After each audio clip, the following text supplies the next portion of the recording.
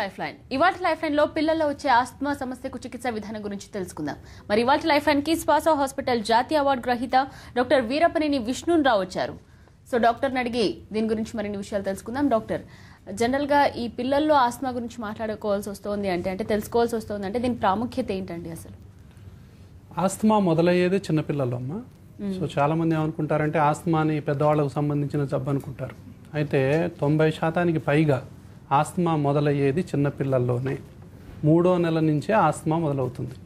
Maximum asthma peak కనుక మనం తీసుకుంటే 3వ సంవత్సరం కల్లా చాలామంది, అంటే చిన్నపిల్లల్లో ఆస్తమాని కనుక మనం తీసుకున్నట్లయితే 3వ సంవత్సరం అనేది పీక్గా ఉంటుంది ఆస్తమాలో. అంటే స్కూల్కు వెళ్ళేటటువంటి వయసు మెల్లగా దగ్గర అవుతున్నప్పుడే ఈ ఆస్తమా కూడా పీక్ దశకు చేరుకుంటుంది. సో ఆస్తమా అనేది ఒక దీర్ఘకాలిక వ్యాధి, ఊపిరితిత్తుల్లోని వాయునాళాలకు సంబంధించినటువంటి దీర్ఘకాలిక వ్యాధి. అయితే స్కూల్ పిల్లల్లో మెల్లగా ఎంటర్ అయిన తర్వాత స్కూల్లో, అంటే స్కూల్ యాబ్సెంటిజం అంటాం, పిల్లలు చీటికి మాటికి స్కూల్కి యాబ్సెంట్ అవుతూ ఉంటారు. అంటే అన్ని కారణాలను కనుక మనం తీసుకున్నట్లయితే ఆస్తమాయే అతి ముఖ్యమైన కారణం. స్కూల్ యాబ్సెంటిజానికి అతి ముఖ్యమైనటువంటి కారణం ఆస్తమా.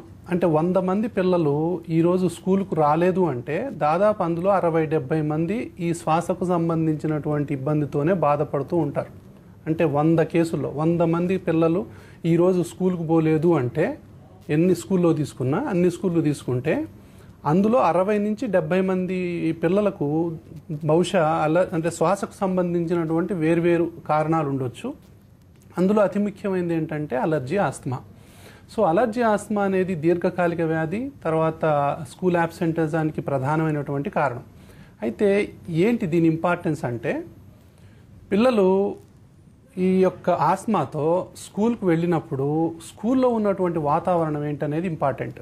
అంటే స్కూల్లో ఇప్పుడు తరగతి గదిలో ఇప్పుడు ఏ పిల్లలైనా సరే చదువుకునేటప్పుడు వాళ్లకు పంటి నొప్పి ఉన్నా చదువుకోలేరు, కళ్ళు కనిపించకపోయినా చదువుకోలేరు, చదువులో వెనకబడిపోతుంటారు, చెవులు వినపడకపోయినా చదువులో వెనకబడిపోతారు. దాని తర్వాత ఆకలి అవుతున్నా కూడా చదువుకోలేకపోతారు, దాహం అవుతున్నా చదువుకోలేరు, అలాగే ఆస్తమా బాధిస్తుంటే కూడా చదువుకోలేకపోతారు. అంటే చదువులో వెనకబడటానికి ముఖ్యమైనటువంటి కారణాలను కనుక మనం వెతికినట్లయితే ఆస్తమా కూడా ఒక బలమైనటువంటి కారణం. కాబట్టి చిన్నపిల్లల్లో ఆస్తమా అనేది అంత ప్రాముఖ్యమైంది. సో ఈ విషయాన్ని కనుక మనం తెలుసుకున్నట్లయితే పిల్లల్ని ఈ ఆస్తమా అలర్జీ అనేది బయటికి కనిపించవు. సో టీచర్లు దీన్ని గమనించలేరు.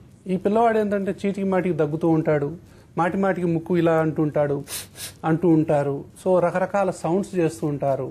దాని తర్వాత మిగతా పిల్లలు డిస్టర్బ్ అవుతూ ఉంటారు. డిస్టర్బ్ అయినప్పుడు ఎందుకు దగ్గుతున్నాం అని చెప్పి స్కూల్ టీచరు పిల్లవాడిని పనిష్మెంట్ చేసేటటువంటి పరిస్థితులు ఉంటాయి. కాబట్టి తెలియకపోవటం వల్ల స్కూల్ టీచర్లకి ఆ పిల్లవాడిని శిక్షించేటటువంటి స్థాయికి వెళ్ళిపోతారు. అలా కాకుండా ఈ పిల్లవాడికి ఎందుకు దగ్గు వస్తుంది, మాటిమాటికి ఈ పిల్లవాడు ఈ యొక్క స్కూల్కి ఎందుకు రాలేకపోతున్నాడు, ఎందుకు ఇతని ఆబ్సెంట్ కారణం అని తెలుసుకొని అది తల్లిదండ్రులకు కూడా వివరించగలగాలి. అయితే స్కూల్లో చేరేటప్పుడే తల్లిదండ్రులు కూడా మా పిల్లవాడికి కానీ మా అమ్మాయికి కానీ అలర్జీ ఆస్తమాతో బాధపడుతుంది, ఈ యొక్క విషయాన్ని దాచకుండా స్కూల్ టీచర్లకు కానివ్వండి, ప్రిన్సిపాల్కి కానివ్వండి, స్కూల్ యాజమాన్యాలకు ఈ విషయాన్ని తెలియజేయాలి. అయితే దీన్ని కాన్ఫిడెన్షియల్గా స్కూల్ వాళ్ళు ఈ రిపోర్టును తీసుకోవాలి పిల్లల యొక్క ఆరోగ్యాన్ని గురించి. అయితే పిల్లల ఆరోగ్యం గురించి ఈ కాన్ఫిడెన్షియల్ రిపోర్ట్ తీసుకొని ఒక క్లాసులో మనం 30 మంది కనుక ఒక క్లాసులో చదువుతుంటే 3 నుంచి దాదాపు 5 మందికి డెఫినెట్గా ఏదో రకంగా అలర్జీ ఆస్తమా ఉంటాయి. కొన్ని అర్బన్ ఏరియాస్లో, హైదరాబాద్ లాంటి మెగా సిటీస్లో 30 మంది ఉంటే దాదాపు 8 నుంచి 10 మంది పిల్లలకు కూడా ఏదో ఒక రకంగా అలర్జీ ఆస్తమా ఉండొచ్చు. కాబట్టి స్కూల్ మొత్తం కనుక మనం తీసుకున్నట్లయితే ఒక 1000 మంది పిల్లలు ఉంటే అందులో 100 నుంచి 150 మంది పిల్లలకి అలర్జీ ఆస్తమా ఉండేటటువంటి అవకాశాలు ఉన్నాయి. అంటే ఇంతమంది పిల్లలు అలర్జీ ఆస్తమాతో బాధపడుతున్నారు కాబట్టి సో వాళ్ళకి ఈ రోజుల్లో ఏంటంటే ఆస్తమా ఫ్రెండ్లీ స్కూల్స్ అని వస్తున్నాయి. యూరప్లో కానివ్వండి, అమెరికాలో కానీ ఇలాంటి స్కూల్స్ ఉన్నాయి. మన దగ్గర కూడా రావాల్సినటువంటి అవసరం ఉంది. అంటే అందులో ఏంటంటే ఒక స్కూల్ నర్స్ ఉంటుంది అందులో. కాబట్టి వీళ్ళకు సంబంధించినటువంటి ఆరోగ్యానికి సంబంధించినటువంటి డేటాని ముందు ప్రిన్సిపాల్కు, స్కూల్ టీచర్కు, స్కూల్ నర్స్కు తెలియజేస్తారు. ఇగో మేము ఆస్తమా వచ్చినప్పుడు ఇగో ఈ మందులు వాడతాము, పిల్లలు బాగా ఎగురుతూ దూకుతూ ఉంటారు కాబట్టి బాగా ఆటలాడినప్పుడు ఆయాసం వచ్చినప్పుడు ఇగో ఈ ఇన్హేలర్ వాడాలి అని చెప్పి మనం స్కూల్ యాజమాన్యాలకు మనకు సంబంధించినటువంటి ఇన్హేలర్, ఎక్స్ట్రా ఇన్హేలర్ అనేది అక్కడ ఇవ్వాలి, వాళ్ళు దాన్ని పెట్టుకోవాలి.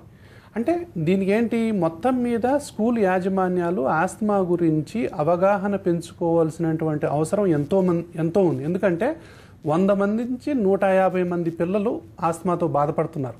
కాబట్టి దీనివల్ల ఏమవుద్ది అంటే పిల్లల్లో మనం స్కూల్ ఆబ్సెంటిజాన్ని తగ్గించవచ్చు, పిల్లలు మంచిగా చదువుకునేలాగా చేయొచ్చు, తల్లిదండ్రులతోని కోఆర్డినేషన్ చేసుకోవచ్చు, తల్లిదండ్రులు స్కూల్ యాజమాన్యంతో కోఆర్డినేషన్ చేసుకోవచ్చు, మా పిల్లవాడి ఆరోగ్యం ఎలా ఉంది అని చెప్పి. దాని తర్వాత వీళ్ళిద్దరు కలిసి డాక్టర్తో టచ్లో ఉంటే గనక ఈ ముగ్గురు కలిస్తే డాక్టరు, స్కూల్ యాజమాన్యాలు, తల్లిదండ్రులు పార్ట్నర్షిప్ అంటాం, family, school and doctor, physician partnership. ఈ పార్ట్నర్షిప్లో ఫైనల్గా జరిగేది ఏంటంటే పిల్లల యొక్క చదువు అనేది ఇబ్బంది లేకుండా ఉంటుంది, వాళ్ళు ఇబ్బంది పడకుండా చదువుకోగలుగుతారు. సో ఇది ఒక ఆస్పెక్ట్ అనమాట. ఓకే, అలాగే తల్లిదండ్రులకి అంటే తెలిసిన తర్వాత 3వ నెల నుంచి స్టార్ట్ అయ్యే అవకాశం ఉంది అని చెప్తున్నారు. ఇంట్లో ఎటువంటి జాగ్రత్తలు తీసుకోవాలంటారు? ఇంట్లో కూడా అంటే ఏంటంటే ఫస్ట్ ఏంటంటే పిల్లలు పుట్టిన దగ్గర నుంచే మనం కనుక తీసుకున్నట్లయితే ఫస్ట్ పిల్లలు పుట్టిన దగ్గర నుంచి మన దగ్గర కొన్ని సాంప్రదాయాలు ఉంటాయి. ఫస్ట్ పుట్టగానే సాంబ్రాణి పొగలు వేస్తాం. సాంబ్రాణి పొగ ఇవ్వద్దు, పిల్లలకి ఎవ్వరికి కూడా సాంబ్రాణి పొగలు వేయకూడదు. ఇది అలర్జీ ఆస్తమా ఉన్న ఫ్యామిలీస్లో అస్సలు వేయకూడదు. తల్లిది కానీ తండ్రికి కానీ ఎంత దూరంలో ఎవరికైనా అలర్జీ ఆస్తమా లక్షణాలు ఉన్నట్లయితే సాంబ్రాణి పొగలు వేయకూడదు, అగరబత్తీలు వెలిగించకూడదు. తర్వాత క్లీనింగ్ ఏజెంట్స్ అనేవి మనం ఫ్లోర్ క్లీనింగ్ కానీ, బాత్రూమ్స్ క్లీనింగ్ కానీ, యాసిడ్తోని క్లీన్ చేసేది కానీ అలాంటివి ఉన్నప్పుడు ఘాటైనటువంటి మనం పెస్టిసైడ్స్ అంటాం కదా, ఆ దోమలు పోవటానికి వాటి పోవటానికి కొట్టేటటువంటి ఈ యొక్క స్ప్రేలు కానీ బలమైనటువంటి స్ప్రేలు వాడకూడదు. తర్వాత కాయిల్స్, దోమలు పోవటానికి బలమైనటువంటి కాయిల్స్, బాగా స్మెల్ వచ్చేటటువంటి కాయిల్స్ వాడకూడదు. ఇవన్నీ ఈ వాతావరణ పొల్యూషన్ వల్లనే అసలు పిల్లలకు ఆస్తమా ఎక్కువగా పెరుగుతున్నట్టు ఇప్పుడు సర్వేలు తెలియజేస్తున్నాయి. ఇంట్లో ఎవరు కూడా స్మోకింగ్ అనేది ఎట్టి పరిస్థితుల్లో కూడా చేయొద్దు. అంటే ఈ అలర్జీ ఆస్తమా రావడానికి మూల కారణాల్లో మనం వెతికినట్లయితే ఫస్ట్ ఎలర్జెన్స్ అంటాం. ఎలర్జెన్స్ అంటే ఏంటి, ఏదో ఒక ప్రోటీనేషియస్ మెటీరియల్ ఉంటుంది.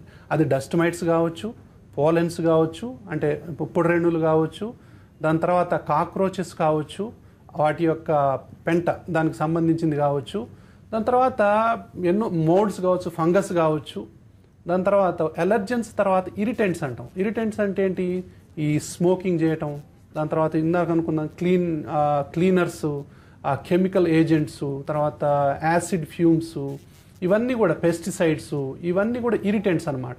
అంటే బయట కనుక తీసుకున్నట్లయితే, అవుట్డోర్లో కనుక తీసుకున్నట్లయితే డీజిల్ పొల్యూషను, వాయు కాలుష్యం, ఇదంతా ఇరిటెంట్స్. తర్వాత ఇన్ఫెక్షన్స్ కనుక మనం తీసుకున్నట్లయితే రెస్పిరేటరీ ఇన్ఫెక్షన్స్ అంటాం. అందులో వైరల్, బ్యాక్టీరియల్ ఇన్ఫెక్షన్స్ అనేవి ఆస్తమా రావడానికి మూల కారణాలు. అవి రాకుండా ఉండటానికి కంపల్సరీగా వ్యాక్సిన్స్ మనం తీసుకోవాలి. తర్వాత ఈ ఇన్ఫెక్షన్స్ తర్వాత ఇంకోటి ఏంటి అంటే ఎక్సర్సైజ్. పిల్లల్లో బాగా విపరీతంగా పరిగెత్తినప్పుడు కానీ, ఆటలాడుకున్నప్పుడు కానీ, ఇప్పుడున్నటువంటి స్కూల్ బ్యాగులు మోస్తే కానీ పిల్లలు ఆయాసపడేటటువంటి అవకాశాలు ఉంటాయి. ఎక్సర్సైజ్ అంటాం. అంటే ఫిజికల్ యాక్టివిటీస్, పిల్లలు అంటేనే ఎగరటం, దూకటం. సో అలాంటి పిల్లలకి ఈ ఆస్తమా అనేది ఒక స్పీడ్ బ్రేకర్ లాగా పనిచేస్తుంది, వాళ్ళ యొక్క ఆటలని ఆపేస్తుంది. అంటే దాని అర్థం ఏంటంటే పిల్లలు ఆడకూడదని కాదు. చాలామంది మా బాబు ఎగిరితే ఆయాసం వస్తుంది కాబట్టి వాళ్ళని ఆడనివ్వరు. అది కాదు పరిష్కారం. ఆడటానికి ఆస్తమా అడ్డమైనప్పుడు ఆ ఆస్తమానికి వైద్యం తీసుకొని మిగతా పిల్లలు ఏ విధంగానైతే ఆటలాడుకుంటున్నారో అదే విధంగా పిల్లల్ని ఆటలు ఆడనివ్వాలి. లేకపోతే వాళ్ళకి మానసిక అభివృద్ధి, మానసిక వికాసం అనేది తగ్గిపోతుంది అనమాట. సో వీటి తర్వాత ఇంకోటి ఏంటంటే ఎమోషన్స్. ఎమోషన్స్ అంటే ఇప్పుడు మనం స్కూల్లో తీసుకున్న, ఇంట్లో తీసుకున్న ఏంటి, టీచర్స్ పనిష్ చేయటం, అవహేళన చేయటం పిల్లల్ని. సో నువ్వు ఎప్పుడు చూసినా ఆడలేవనటము, ఎగరలేవనటము, దూకలేవనటము, లేకపోతే నువ్వు బాగా చదవలేవనటము, నువ్వు హైట్ లేవనటము, లావున్నావనటము, అంటే రకరకాల కంపారిజన్స్ పొరపాటున కూడా టీచర్స్ కానీ, తల్లిదండ్రులు కానీ, ఈ ఆస్తమా బాధితులు కానీ, ఇంకెవరినైనా కానీ పిల్లల్ని కనుక చేసినట్లయితే ఎమోషనల్ స్ట్రెస్కి గురవుతారు. గురై ఆస్తమా ప్రెసిపిటేట్ అయ్యేటటువంటి అవకాశాలు ఉన్నాయి. కాబట్టి ఇంట్లో కూడా తల్లిదండ్రులు జాగ్రత్తలు తీసుకోవాలి. స్కూల్కు పంపేటప్పుడు స్కూల్లో కూడా ఇలాంటి పరిస్థితులు ఏమైనా ఉన్నాయా? ఇప్పుడు చాలా స్కూళ్ళల్లో ఇప్పుడు డస్ట్ మైట్స్ కానీ అన్ని పాతుట్టు బట్టి ఉండటం మనం చూస్తూ ఉంటాం. తర్వాత బిల్డింగ్స్ అన్ని నీళ్లు కారుతూ ఉండటం, అంటే ఫంగస్కి ఇవన్నీ ఆవాసాలు. దాని తర్వాత వైరల్ ఇన్ఫెక్షన్స్, బ్యాక్టీరియల్ ఇన్ఫెక్షన్స్, కొన్ని ఎనిమల్స్ తిరుగుతూ ఉంటాయి అక్కడ. కాబట్టి స్కూల్లోనే కొన్ని బర్న్ చేస్తూ ఉంటారు. అంటే స్కూల్ లోపల ఏమన్నా వాతావరణ కాలుష్యం ఉందా, తర్వాత తరగతి గదిలో లీకేజెస్లు ఏమైనా ఉన్నాయా, తరగతి గదిలో ఏమైనా సోర్స్ ఉందా ఎలర్జీస్కి, మరీ ఓల్డ్ బిల్డింగా, సిక్ బిల్డింగ్ సిండ్రోమ్ అంటాం. మరీ ఓల్డ్ బిల్డింగ్ అంటే ముక్క వాసన వస్తుందన్నమాట. అక్కడ గాలి ఉండదు, వెలుతురు ఉండదు. అందులో ఈ పిల్లలకు ఆస్తమా ఎక్కువగా వచ్చేటటువంటి అవకాశాలు ఉంటాయి. అంటే స్కూల్ వాతావరణం, ఇంటి వాతావరణం ఎంత ఇంపార్టెంటో స్కూల్ వాతావరణం కూడా అంతే ఇంపార్టెంట్. లేనట్లయితే ఈ పిల్లలు ఆస్తమా బారిన పడేటటువంటి అవకాశాలు పుష్కలంగా ఉంటాయి. ఓకే, అలాగే పిల్లల పెరుగుదలపై ఆస్తమా ఎలాంటి ప్రభావం చూపుతుందో తెలుసుకుందాం బ్రేక్ తర్వాత. చూస్తూనే ఉండండి TV9.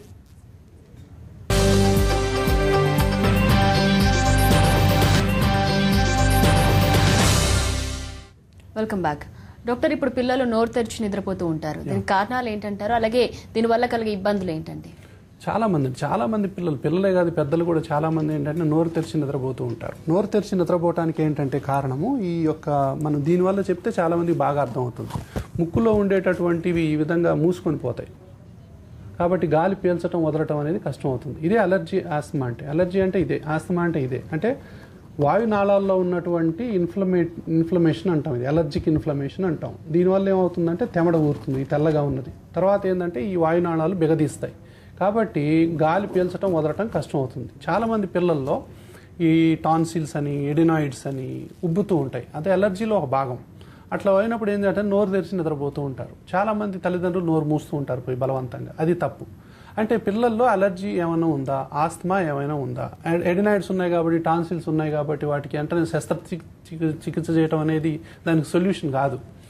ముందు అలర్జీకి సంబంధించినటువంటి వైద్యం పొందితే గనక ఈ విధంగా చేసేటటువంటి అవకాశాలు ఉన్నాయి. ఆపరేషన్ లేకుండానే ఈ విధంగా చేసేటటువంటి ఉన్నాయి. ఎందుకంటే ఈ ప్రాబ్లము ఇక్కడ ఉంది అంటే ఇక్కడే ఉన్నట్టు కాదు, ఇదే ప్రాబ్లం కింది దాకా ఉంటుంది. సో ఆస్తమా కూడా ఉండేటటువంటి అవకాశాలు ఉన్నాయి. అంటే వన్ ఎయిర్వే వన్ డిసీజ్. ఇక్కడ ఉంటే అలర్జిక్ రైనైటిస్ అంటాం, అదే టాన్సిలైటిస్, అదే ఎడినాయిడ్స్, అదే బ్రాంకైటిస్. సో ఈ విధంగా కిందికి పోయినప్పుడు అది ఆస్తమాగా మారుతుంది. సో ఇక్కడ ఉన్నటువంటి ప్రాబ్లం ఇక్కడి దాకా వస్తే ఆస్తమా అంటాం. ఇక్కడ ఉన్నప్పుడు నోరు తెరిచి నిద్రపోతూ ఉంటారు. నోరు తెరిచి నిద్రపోవటం వల్ల ఉండేటటువంటి ఇబ్బంది ఏంటంటే ఈ పిల్లలు మానసికంగా చాలా ఇబ్బందుల పాలవుతుంటారు. సో నిద్రపోతూ ఉంటే ఉలిక్కి పడలేస్తారు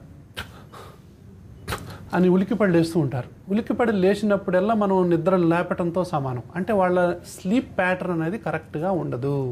నిద్ర అనేది వాళ్ళు సరిగ్గా నిద్రపోలేరు. కాబట్టి ఏంటంటే ఇలాంటి పిల్లలు వాళ్ళల్లో ఇంకా లావు గనక ఉన్నట్లయితే, ఒబేసిటీ గనక ఉన్నట్లయితే, ముక్కు మొత్తం మూసుకొని ఉన్నట్లయితే ఈ పిల్లలు ఏంటంటే పగులు కూడా నిద్రపోతూ ఉంటారు. స్కూల్లో పోయి ఎక్కడ పడితే అక్కడ నిద్రపోతూ ఉంటారు. అంటే ఎందుకు? వాళ్ళకు నైట్ సరిగ్గా నిద్ర లేదు. కానీ చాలామంది ఏమనుకుంటారంటే వాళ్ళు ఎక్కడ పడితే అక్కడ నిద్రపోతున్నారు కాబట్టి బాగా నిద్రపోతున్నారేమో అనుకుంటారు. యాక్చువల్గా నైట్ వాళ్ళు నిద్ర పోలేదని అర్థం. దానికి కారణం ఏంటంటే శ్వాస అనేది ముక్కులో నుంచి బాగా ఆడకపోవటం వల్ల. సో మానసిక సమస్యలు వస్తాయి. దాని తర్వాత బిహేవియరల్ ప్రాబ్లమ్స్ వస్తాయి.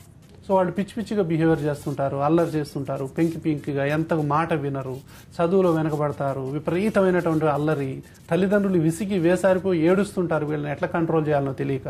సో అన్నిటికీ మూలం ఏంటంటే ఎప్పుడైతే మనం ఈ నోరు తెరిచున్న పిల్లలు ఈ విధంగా అల్లరి చేస్తారో, నోరు తెరిచి నిద్రపోవటానికి, ముక్కు మూసుకొని పోవటానికి కారణం అలర్జీ ఆస్తమాని గుర్తిస్తామో, దానికి సరి అయినటువంటి వైద్యం ఎప్పుడైతే చేయగలుగుతామో, వాటిని ఎప్పుడైతే ఈ విధంగా మనం మందులతో చేయగలుగుతామో ఈ పిల్లల్లో ఈ బిహేవియర్లో మార్పు వస్తుంది. మానసిక సమస్యలు కూడా తగ్గిపోతాయి. స్కూల్లో కూడా మంచి పర్ఫార్మెన్స్ ఉంటుంది. దాని తర్వాత ఆ నిద్రపోవటం, అతి నిద్ర కూడా తగ్గిపోతుంది. తర్వాత వాళ్ళు బాగా ఒబేసిటీ ఉండటం కూడా తగ్గిపోతుంది. హుషారైపోతారు పిల్లలు. ఇదే పిల్లలకి ఏంటంటే నోరు తెరిచి ఈ పైన పళ్ళు ఎత్తవుతూ ఉంటాయి. ఈ పైన పళ్ళు ఎత్తైన తర్వాత 14, 15, 16 ఏళ్ళ తర్వాత ఏం చేస్తారంటే వీటికే మనం రకరకాల క్లిప్ వేసి వెనక్కు కడుతూ ఉంటాం. అసలు మూల కారణం నోరు తెరిచి నిద్రపోవటమా అనేది గమనించాలి. అంటే చిన్నప్పటి నుంచి ఎవరైనా సరే నోరు తెరిచి నిద్రపోయినట్లయితే ఈ పై పళ్ళు ఎత్తుగా ఉండేటటువంటి అవకాశాలు పుష్కలంగా ఉన్నాయి. కాబట్టి పై పళ్ళు ఎత్తు ఉందంటే కేవలం క్లిప్స్ వేయటమే కాకుండా వాళ్లకు ఈ యొక్క ముక్కు ద్వారా శ్వాస అనేది ఫ్రీగా ఆడేటట్టు చేయనట్లయితే ఈ ప్రాబ్లం అలాగే ఉంటుంది. కాబట్టి ఆ ముఖ సౌందర్యం అంతా కూడా దెబ్బతినటానికి మూల కారణం ఈ ముక్కు మూసుకొని ఉండటం. ముక్కు గనక వాళ్ళు గాలి ఆడినట్లు చేసినట్లయితే ఈ క్లిప్ వేయాల్సినటువంటి అవసరం కూడా ఉండదు. కానీ దీన్ని ఎంత తొందరగా గుర్తించి మనం వైద్యం చేయగలిగితే అంత మంచిది. ఇలాంటి పిల్లలే గురక పెడుతూ ఉంటారు. గురక కారణం కూడా ఇదే, ఈ విధంగా మూసుకొని ఉండటం. సో వాటిని కూడా మనం మందులతో ఈ విధంగా చేయవచ్చు అనమాట. కాబట్టి ఇలాంటి పిల్లలు నోరు తెరిచిపోవటం కావచ్చు, ఎలర్జీ ఆస్మా ఇందాక స్కూల్లో అనుకున్నాం, హాస్టల్లో కూడా ఇది ఒక పెద్ద సమస్య ఉంటుంది. హాస్టల్లో ఉన్నటువంటి పిల్లలు ఇంకా నరకాన్ని అనుభవిస్తుంటారు. వాళ్ళకు చన్నీళ్ళు ఉంటాయి, చన్నీళ్ళతో స్నానం చేయగానే పాపం వాళ్ళకి అలర్జీ ఆస్మా ఎక్కువ అవుతుంది. స్కూల్లో ఉన్నటువంటి హాస్టల్లో ఉన్నటువంటి వాళ్ళు కొంతమందికి వేడి నీళ్ళు ఇవ్వరు, సో నువ్వు స్కూల్లోనే చేయాలంటారు. కొంతమంది పిల్లల్ని 5ంటికి 4ంటికి లేపుతారు. 4-5ంటికి లేపి చల్లటి నీళ్ళతో స్నానం చేస్తే వాళ్ళ నరకం ఇంకా దేవుడికే తెలుసు. కాబట్టి తల్లిదండ్రులు ఇటు పట్టించుకోక, ఇటు టీచర్లు పట్టించుకోక, ఇటు హాస్టల్ వార్డన్లు పట్టించుకోక ఈ పిల్లలు ప్రత్యక్ష నరకాన్ని అనుభవిస్తున్నారు. తర్వాత ఈ పిల్లలు ఇలా ఆస్మాతో బాధపడుతుంటే ఇదంతా నీవు ఆలోచిస్తున్నావు, అంత everything is in your mind అని కొట్టిపడేస్తారు కొంతమంది. చాలా మంది పిల్లలు ఏంటంటే డిప్రెషన్లోకి వెళ్ళిపోతారు. నా బాధ అర్థం చేసుకోరేంటి, నా గాలి ఆడట్లేదంటే నమ్మరేంటి, ఇటు మా తల్లిదండ్రులు నమ్మరు, ఇటు ఈ టీచర్లు నమ్మరు, ఇటు హాస్టల్లో ఉండేవాళ్ళు నమ్మరు, మేము ఎవరికి చెప్పుకోవాలి అనేటటువంటి వాళ్ళు ఎంతోమంది ఉన్నారు. వాళ్ళు పిల్లలు డాక్టర్ల దగ్గరికి తీసుకుపోవాలంటే, ఈరోజు హాస్టల్లో నుంచి పిల్లల్ని డాక్టర్ దగ్గరికి తీసుకురావాలంటే పెద్ద సమస్య తల్లిదండ్రులకి. సో 1 గంట పోతుంది కాబట్టి అని అన్ని క్యాలిక్యులేటెడ్గా అయిపోయి ఆ పిల్లల్ని కనీసం ఆరోగ్యపరంగా కూడా వాళ్ళని చూయించని పరిస్థితులు చాలా చూశాను నేను. ఒక అమ్మాయి అయితే నాకు హాస్టల్ బిల్డింగ్ నుంచి దూకబుద్ధి అవుతుంది సార్, వీళ్ళు నన్ను చూపించట్లేదు, నా బాధ వీళ్ళకి అర్థం కావట్లేదు అని చెప్పుకున్న సందర్భాలు కూడా ఉన్నాయి. అప్పుడు స్కూల్ యాజమాన్యాలకు నేను లెటర్ రాశాను, ఈ అమ్మాయి ఆస్తమాతో బాధపడుతుంది, ఈ బాధ అనేది బయటికి కనిపించదు, కాబట్టి ఇలాంటి ఆస్తమా పిల్లలు మీరు నెగ్లెక్ట్ చేయకండి, వీళ్ళు ఏదైతే చెప్తున్నారో బ్రీదింగ్ ప్రాబ్లం ఉన్న పిల్లల్ని ఎప్పుడు కూడా నిర్లక్ష్యం చేయొద్దు అని చెప్పి ఎన్నో స్కూల్స్కి నేను లెటర్ రాసినటువంటి సందర్భాలు కూడా ఉన్నాయి. ఎందుకు అంటే వాళ్ళకు ఊపిరితిత్తుల లోపల ఈ విధంగా ఉంటాయి, వాళ్ళు గాలి పీల్చలేరు, ఇంట్లో బాధపడుతుంటారు, స్కూల్లో పోతేనేమో స్కూల్లో బాధపడుతుంటారు, హాస్టల్లో ఉంటే హాస్టల్లో బాధపడుతుంటారు.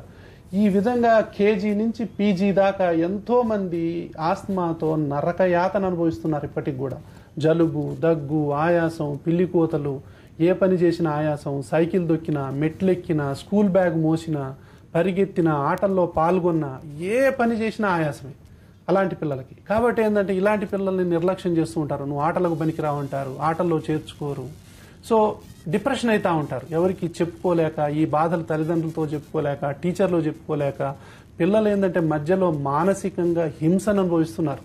కాబట్టి ఈరోజు ఏంటంటే స్కూల్ ఆస్తమా మీద స్కూల్స్ అన్ని మొదలయ్యాయి కాబట్టి తల్లిదండ్రులు కానివ్వండి, టీచర్లు కానివ్వండి, స్కూల్ యాజమాన్యాలు కానివ్వండి తెలుసుకోవాల్సినటువంటి విషయం ఏంటంటే అలర్జీ ఆస్తమా ఉన్నట్లయితే అది చదువుకు పెద్ద అవరోధం కలిగిస్తుంది, పెరుగుదలకు కూడా అతిపెద్ద అవరోధం కలిగిస్తుంది, దాంతో ఆటలకు కూడా పెద్ద అవరోధం కలిగిస్తుంది, ఆటలకు, ఎదుగుదలకు, తర్వాత ఈ చదువులకు ఇబ్బంది కలిగిస్తుంది. ఎందుకు వాళ్ళు ఈ విధంగా ఉండటమే కారణం. ఇది పిల్లలు కావచ్చు, పెద్దలు కావచ్చు, కాలేజ్ స్టూడెంట్స్ కావచ్చు, ఏ వయసు వాళ్ళైనా సరే ఈ విధంగా ఉన్నప్పుడు నరకానికి గురవుతారు. కొంతమంది ఈ జీవితం ఎందుకు అనుకుంటారు, ఒకసారి చచ్చిపోయినా బాగుండు అనుకుంటారు, నాకు ఎంతకు చావు రాదిందని అనుకునే వాళ్ళు కొంతమంది ఉన్నారు. అందుకే ఈ బాధను తట్టుకోలేక మూఢనమ్మకాలు, నాటు వైద్యాలు, అల్లోపతి, హోమియోపతి, ఆయుర్వేదం ఏది దొరికితే అది వాడుతూ ఉన్నారు. అంటే తాళం ఒకటి, తాళం చేయి ఒకటి. అంటే వేరే కీ పెట్టినంత కాలం, దానికి సరి అయిన కీ పెట్టనంత కాలం ఆ లాక్ ఓపెన్ అయ్యే క్వశ్చనే లేదు. కాబట్టి సరి అయినటువంటి వైద్యం అందిస్తున్నావా లేదా అనేదే చాలా ఇంపార్టెంట్. సరి అయిన వైద్యం అందించనంత వరకు కూడా ఇంట్లో ఎవరికి మనశ్శాంతి ఉండదు. పిల్లలు ఎప్పుడు ఏదో ఒకటి కంప్లైంట్ చేస్తూనే ఉంటారు, నైట్ దగ్గి వాంతి చేసుకుంటూ ఉంటారు, స్కూల్లో కూడా దగ్గి వాంతి చేసుకునే పిల్లలు ఉన్నారు. కాబట్టి ఇంట్లో వాళ్ళు ఇబ్బంది పడుతూ ఉంటారు, ఇంట్లో ఎవరికి మానసికంగా ప్రశాంతత ఉండదు. స్కూల్లోనేమో పక్క పిల్లలు కూడా ఇబ్బంది ఫీల్ అవుతుంటారు, ఇవి ఒకళ్ళ వల్ల, ఇద్దరి వల్ల. తర్వాత స్కూల్ యాజమాన్యాలు వీళ్ళు శిక్షిస్తూ ఉంటాయి కొన్ని, అంటే అర్థం చేసుకున్న వాళ్ళు చాలా మంది ఉంటారు. వాళ్ళు తొలి దశలోనే డాక్టర్ తీసుకొచ్చి వైద్యం చేసేటటువంటి స్కూల్ యాజమాన్యాలు కూడా ఉన్నాయి, అలాంటి వాళ్ళు కూడా ఉన్నారు.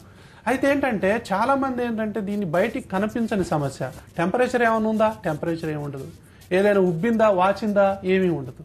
ఏంటి మరి నీ బాధ అంటారు, ఏమంటే ఏం చెప్పగలుగుతారు, పిల్లలు ఏమీ చెప్పలేరు, పెద్దోళ్లే చెప్పలేకపోతారు బాధ ఏంటి అంటే. అలాంటిది పిల్లలు ఎలా చెప్తారు. కాబట్టి చదువుకునే వయసులో ఇప్పుడు స్కూల్ జూన్ జూలై మాసంలో మనం ఉన్నాం కాబట్టి పిల్లలకు చదువు ఎంత ఇంపార్టెంటో ఆరోగ్యం అంతే ఇంపార్టెంట్. హెల్త్ ఉంటేనే అచీవ్మెంట్ ఉంటుంది, హెల్త్ లేకపోతే అచీవ్మెంట్ లేదు. హెల్త్ అండ్ అచీవ్మెంట్ అనేవి ఇంటర్ రిలేటెడ్. ఆరోగ్యం ఉన్నప్పుడే అచీవ్మెంట్ ఏదైనా సాధించడం అనేది జరుగుతుంది తప్ప అది లేనప్పుడు సాధించడం అనేది జరగదనమాట. లైఫ్లో చిన్న బ్రేక్ తీసుకుందాం, చూస్తూనే ఉండండి టీవీ9.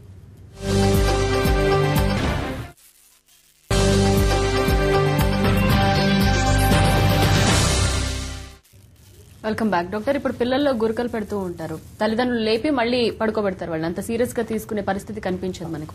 ఎటువంటి ఇబ్బందులు పడుతూ ఉంటారండి పిల్లలు? పిల్లలే కాదండి, అసలు గురక అనేది ఇప్పుడు అతిపెద్ద సమస్య. ఒక దేశానికి కానివ్వండి, ప్రపంచ వ్యాప్తంగా గురక అనేది ఇప్పుడు ఒక పెద్ద సమస్య. ఇది ఎవరికి, పక్క వాళ్లకు పెద్ద సమస్య, వాళ్లకు పెద్ద సమస్య. ఇది ఒక సామాజిక సమస్య.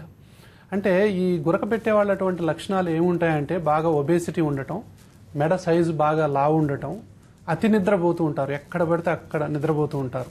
సో ఊబకాయం ప్లస్ అతి నిద్ర plus Guraka is equal to ఇంకా అనారోగ్యం.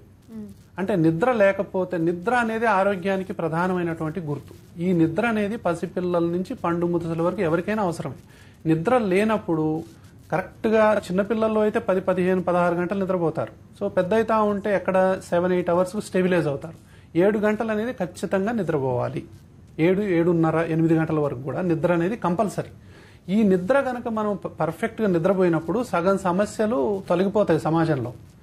ఈ నిద్ర లేకపోవడం వల్లనే ఈ చికాకులు, ఈ కోపాలు, ఈ ఎగరటాలు, దూకటాలు, ఇవన్నీ కూడా ఇంపేషన్స్, ఇదంతా కూడా చాలా మంది ఇప్పుడు నైట్ డ్యూటీస్ వల్ల నిద్రపోలేకపోతున్నారు. కాబట్టి బీపీలు, షుగర్లు, హార్ట్ అటాక్లు, తర్వాత హార్మోన్ సమస్యలు, సెక్స్ సమస్యలు, ఈ గురక వల్ల వచ్చేటటువంటి అతి ప్రమాదకరమైనటువంటి పరిస్థితి ఏంటంటే యాక్సిడెంట్స్. ఈ గురక పెట్టే వాళ్ళు ఎక్కడ పడితే అక్కడ నిద్రపోతూ ఉంటారు. అంటే గంటకి అంటే ఇప్పుడు గురక పెట్టే వాళ్ళు అని లేస్తూ ఉంటారు, పక్కోళ్ళు భయపడిపోతారు, నోరంతా చొంగలు గారుస్తుంటారు, చెమటలు పడుతుంటాయి కొంతమందికి. సో భయపడిపోతారనమాట, అసలు ఉన్నాడా పోయాడా అన్నంత పరిస్థితి ఉంటుంది. కాబట్టి గురకని ఎప్పుడు డాక్టర్కు చూపించాలి అంటే ఊబకాయం ఎక్కువగా ఉన్నప్పుడు, నిద్ర ఫ్రీక్వెంట్గా డిస్టర్బ్ అవుతున్నప్పుడు, పగులు పూట కూడా విపరీతంగా నిద్రపోతున్నప్పుడు, అది పిల్లలు కావచ్చు ఎవరైనా, అతి నిద్రపోతున్నప్పుడు, సో మందంగా తయారవుతూ ఉంటారు మనుషులు. అంటే ఇంటెలిజెన్స్ కూడా తగ్గిపోతూ ఉంటుంది, మతిమరుపు ఎక్కువైపోతుంటుంది, చికాకు, కోపం, విపరీతమైనటువంటి బీపీ, షుగరు అవి ఉంటే అంతకు తగ్గవు. బీపీ తగ్గదు, షుగర్ తగ్గదు, ఎన్ని మందులు వాడినా తగ్గదు. కాబట్టి ఇలాంటి వాళ్లకు గురక ఉందా లేదా అనేటటువంటిది చూసుకోవాలి. అది పిల్లలో గనక ఉంటే మానసిక సమస్యలకు, బిహేవియరల్ ప్రాబ్లమ్స్కు దారితీస్తుంది. పెద్దవాళ్ళు ఉన్నట్లయితే వాళ్ళు పనులు చేసుకోరు, ఆఫీసులో పోయి నిద్రపోయే పరిస్థితి ఉంటుంది. కాబట్టి కుటుంబంలో కూడా ఎన్నో సమస్యలు వస్తాయి. ఎవరి నోరు వాళ్ళు తెరిచి చూసుకుంటే అద్దంలో మొత్తం లోపల గొంతంతా కనపడుతుందా లేదా అనేది చూసుకోవాలి. లోపల గొంతు మొత్తం కనపడట్లేదు అంటే వీళ్ళ మెడ సైజ్ అనేది పెద్దగా ఉన్నట్లు అర్థం. అంటే 17 ఇంచెస్కు పైన గనక మనం చుట్టుకొలత ఉంటే 17 ఇంచెస్, లేడీస్లోనే 15 to 16 ఇంచెస్ అబోవ్ ఉంటే గనక వాళ్లకు గురక వచ్చేటటువంటి అవకాశాలు చాలా మెండుగా ఉంటాయి. కాబట్టి తక్షణం చేయాల్సింది ఏంటంటే ఫస్ట్ ఆహారం నియమాలు పాటించటం, ప్రతిరోజు ఎక్సర్సైజ్ చేయటం, తర్వాత అలర్జీ, ఆస్తమా, గురక ఉంటే గురకకు సంబంధించినటువంటి స్లీప్ స్టడీ అని ఉంటుంది, ఆ టెస్ట్ చేయించుకోవటం, గురకకు వైద్యాన్ని పొందటం. పిల్లలు కావచ్చు, స్కూల్ పిల్లలు కావచ్చు, యవ్వనంలో ఉన్నోళ్ళు కావచ్చు, పెద్దవాళ్ళు కావచ్చు, ఎవరైనా సరే గురకకు వైద్యం ఇప్పుడు అందుబాటులో ఉంది. సో దానికి తగ్గటువంటి స్లీప్ స్టడీ అనేటటువంటి టెస్ట్ తీసుకొని మనం గనక గురకకు వైద్యాన్ని పొందినట్లయితే సో ఈ అతినిద్ర అనేది పోతుంది. తర్వాత మళ్ళీ మెదడు హుషారుగా అవుతుంది, పిల్లల్లో బిహేవియరల్ ప్రాబ్లమ్స్ పోతాయి, పెద్దవాళ్ళలో కూడా పోతుంది. కాబట్టి ఇలాంటి అన్నీ కూడా తెలియాలి అంటే ఇప్పుడు స్కూల్ పిల్లల్లో ఉన్నటువంటి ఈ సమస్యలు, ఈ అలర్జీ మీద కానివ్వండి, ఆస్తమా మీద కానివ్వండి, తల్లిదండ్రులకు కానివ్వండి, తర్వాత ఉపాధ్యాయులకు, స్కూల్ యాజమాన్యాలకు, ఎవరికైనా సరే ఈ అవగాహన కోసం శ్వాస తరపున ఏం చేసామంటే మేము అవగాహన కార్యక్రమాలకు శ్వాస ఫౌండేషన్ తరపున ఈ పుస్తకం శ్వాస అనేటటువంటిది ఇంగ్లీష్లో ఉంది, తెలుగులో ఉంది. ఎవరైనా సరే స్కూల్ యాజమాన్యాలు వచ్చి మమ్మల్ని అప్రోచ్ అయ్యి అడిగితే గనక వాళ్ళకి ఇది ఇవ్వడానికి మేము సిద్ధంగా ఉన్నాం ఉచితంగా శ్వాస ఫౌండేషన్ తరపున. సో వాళ్ళ స్టాఫ్ గనక ఈ బుక్ చదివితే వాళ్ళకి అర్థమవుతుంది, ఆ లైబ్రరీలో ఈ పుస్తకం పెట్టుకుంటే వాళ్ళకి అర్థమవుతుంది. కాబట్టి ఇది బస్ స్టాండ్లో, హైదరాబాద్ మెయిన్ బస్ స్టాండ్లో, ఇమ్లీబన్ మహాత్మా గాంధీ బస్ స్టాండ్లో కూడా దీన్ని పెట్టడం జరిగింది. విశాలాంధ్ర బుక్ హౌజుల్లో కూడా తెలుగు ప్లస్ ఇంగ్లీష్, శ్వాసలో స్వేచ్ఛ కోసం అనేటటువంటిది. ఇది చదివేటంటే ఏంటంటే అసలు అలర్జీ అంటే ఏంటి, ఆస్మా అంటే ఏంటి, ఏ జాగ్రత్తలు తీసుకోవాలి, ఈ గురక అంటే ఏంటి, పిల్లల్లో ఆస్మాను తగ్గించాలి అంటే ఏంటి. శ్వాస వెబ్సైట్ కూడా ఉంది. శ్వాస వెబ్సైట్కి వెళ్ళి allergy asthma screening program in schools అనేటటువంటిది ఒక కార్యక్రమం ఉంది. అందులో ఒక శ్వాస ఆన్లైన్ అనేటటువంటి వెబ్సైట్లోకి వెళ్ళి మీరు allergy asthma screening program in schools అనేది కనుక మీరు దాని మీద క్లిక్ చేసి దాన్ని డౌన్లోడ్ కనుక చేసుకున్నట్లయితే మీ నోటీస్ బోర్డులో పెట్టినట్టయితే అది తల్లిదండ్రులు చూస్తారు, పిల్లలు చూస్తారు. ఎవరి ఆస్తమాని వాళ్లే డయాగ్నోజ్ చేసుకోవటం, ఎవరి గురకని వాళ్లే డయాగ్నోజ్ చేసుకోవడం. కాబట్టి పసిపిల్లలు మొదలుకొని పండు ముదుసుల వరకు అలర్జీ ఆస్మాతో కానివ్వండి, గురకతో కానివ్వండి ఎవ్వరూ బాధపడాల్సినటువంటి అవసరం లేదు. దీనికి ఇప్పుడు అత్యుత్తమైనటువంటి వైద్యం అందుబాటులో ఉంది. సో కాబట్టి ఇది శ్వాసలో స్వేచ్ఛ కోసం అనేది మనం ఎప్పుడైతే పొందుతామో జీవితం అనేది సంతోషకరంగా నడుస్తుంది. థ్యాంక్ యూ అండి. తల్లిదండ్రులకు, టీచర్లకు మంచి సజెషన్ ఇచ్చారు doctor. Thank you so much. ఇది వాటి లైఫ్ లైన్. చూస్తూనే ఉండండి టీవీ9.